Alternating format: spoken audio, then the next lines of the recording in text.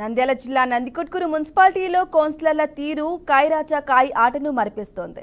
రాష్ట్రంలో వైసీపీ ఓటమి తర్వాత రాజకీయ పరిణామాలు వేగంగా మారుతున్నాయి. ఎన్నికల కంటే ముందు వైసీపీ నేత బైరెడ్డి సిద్ధార్థరెడ్డి వర్గంలో ఉన్న మున్సిపల్ చైర్మన్, కౌన్సిలర్లు పార్టీ మారారు. కొంతమంది మాజీ ఎమ్మెల్యే బైరెడ్డి రాజశేఖర రెడ్డి సమక్షంలో, మరికొంతమంది ఎమ్మెల్యే గీతా జయసూర్య సమక్షంలో టీడీపీలో చేరారు. ఇప్పటి వరకు 29 వార్డులకు గాను బైరెడ్డి రాజశేఖర రెడ్డి వర్గం కౌన్సిలర్లు 18 మంది ఉండగా 11 మంది శివానందరెడ్డి వర్గంలో ఉన్నారు. తాజాగా బైరెడ్డి శిబిరం నుంచి మారి 4 కౌన్సిలర్లు శివానందరెడ్డి వర్గంలో చేరారు. దీంతో శివానందరెడ్డి వర్గంలోని కౌన్సిలర్ల బలం 15కు పెరిగింది.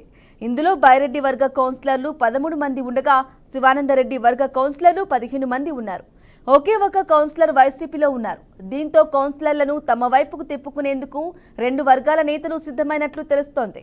ఒక వర్గంలో నుంచి మరొక వర్గంలోకి లాక్కునేందుకు ఇరు వర్గాల నేతలు తీవ్రంగా ప్రయత్నిస్తున్నట్లు తెలిసింది.